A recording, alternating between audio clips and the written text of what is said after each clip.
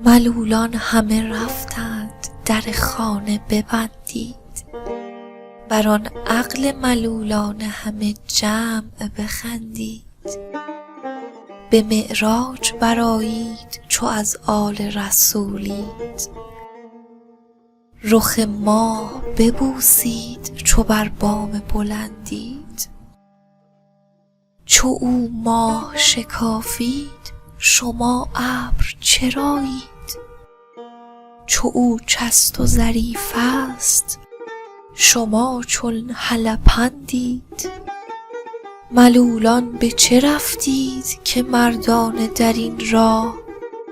چو فرهاد و چو شداد دمی کوه نکندید. چو مه روی نباشید ز مه روی متابید. چو رنجور نباشید سر خویش مبندید. چنان گشت و چنین گشت چنان راست نیاید.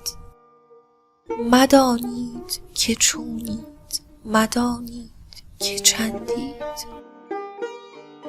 چو آن چشمه بدیدید چرا آب نگشتید.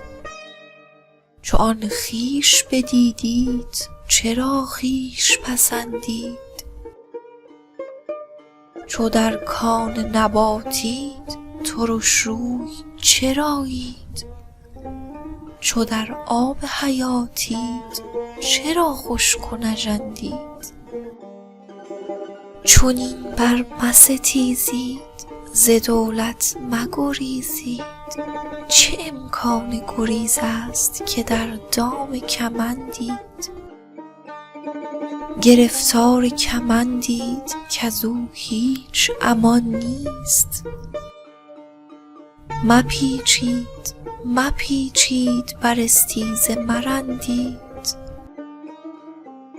چو پروانه جانباز بسایید بر این شمع. چه موقوف رفیقید چه وابسته بندید. از این شمع بسوزید دل و جان بفروزید. تن تازه بپوشید چو این کهنه فکندید. ز روباه چه ترسید شما شیر نژادید. خر لنگ چرایید چو از پشت سمندید. همان یار بیاید در دولت بگشاید. که آن یار کلید است شما جمعه کلندید. خموشید که گفتار فرو خورد شما را.